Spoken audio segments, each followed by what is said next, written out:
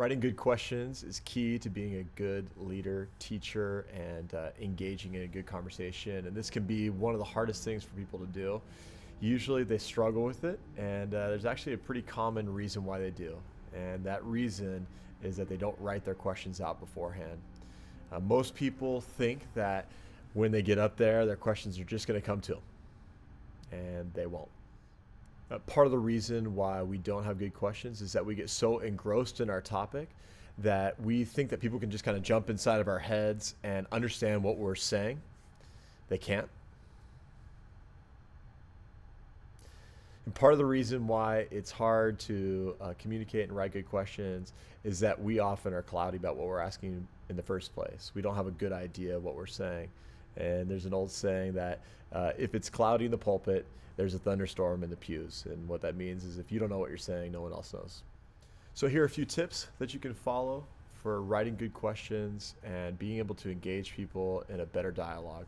Point number one is write things out. Make sure that you write questions out in complete sentences. But as part of writing your talk, as all the notes that you write and everything like that, add to it the questions that you plan to ask. This is super important.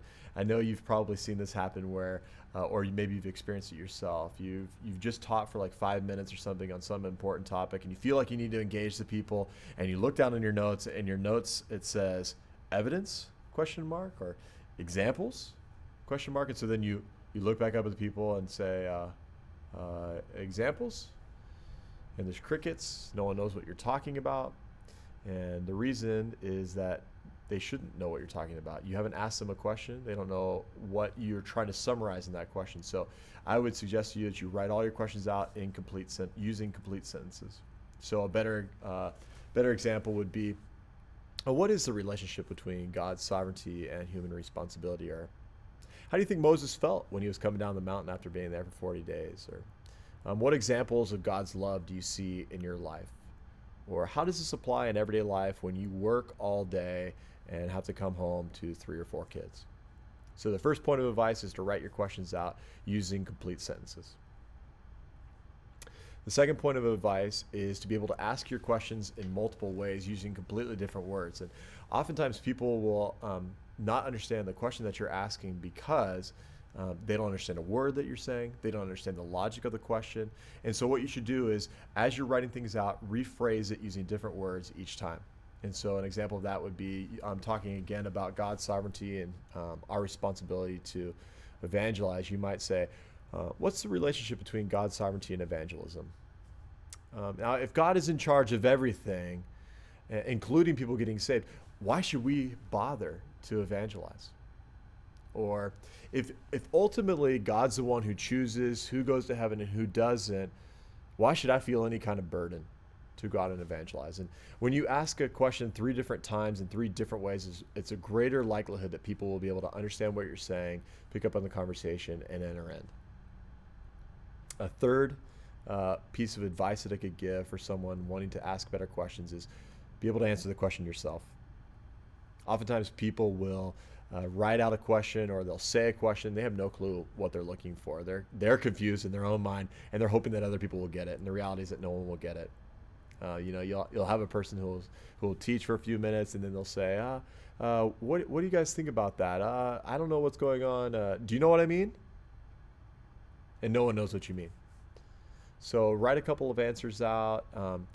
The reality is that you've been thinking about this topic for a long time. You know what you're thinking. You know what you're looking for in your question. Most people are coming to this topic for the first time, and they don't know how to get engaged. So prime the pump, so to speak. Give them a couple of good answers. The fourth major idea to ask better questions is to make sure that your questions are specific and open-ended. And by specific, I mean ask for something specific. Ask for a detail. Ask for have a question that's directed at something. Don't use pronouns. Don't use words like he, she, it, they, that, or what. That doesn't really help anyone. Use something specific like Moses, Aaron, Gabriel, the angel, God's sovereignty, human responsibility. So here's a scenario for you. Imagine that you're teaching on the conversation between Moses and Aaron with God before the Exodus, and you're reading through the passage, you're explaining it for a couple of minutes, and then you stop and you look at the audience and you say, "What do you think he meant by that?" And everyone in the audience looks back at you confused. Why are they confused? Well, because he could refer to Moses, Aaron, or God, and that could refer to comments made by Moses, comments made by Aaron, comments made by God, the Exodus, the plagues, the staff, Pharaoh, who knows what's going on. So ask a better question by being more specific. Why do you think God said to Moses that he would be like God and Aaron would be like a prophet?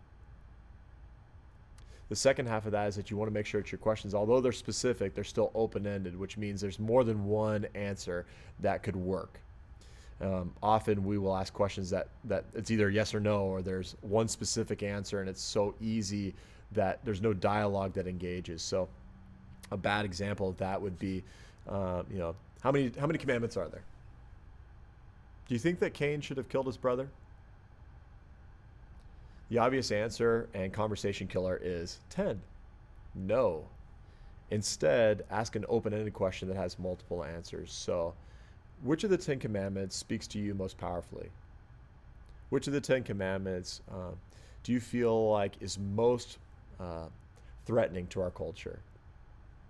Or you might say, why would Cain want to kill his brother? What motivated him to lash out in that way?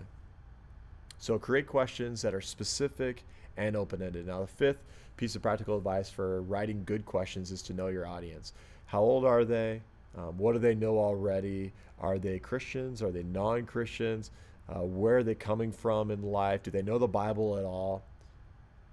If they're a less informed audience, maybe a younger audience or new Christians or non-Christians, you would ask simpler questions. You might actually lead them in the way that a lawyer might lead a witness to the right question. You might lead them by asking questions that pull out the information. But if they're an older audience, more mature, you might start with some specific questions and then just kind of start asking for bigger picture evaluation. How does this apply to your life? Put the pieces together for me, and that kind of thing.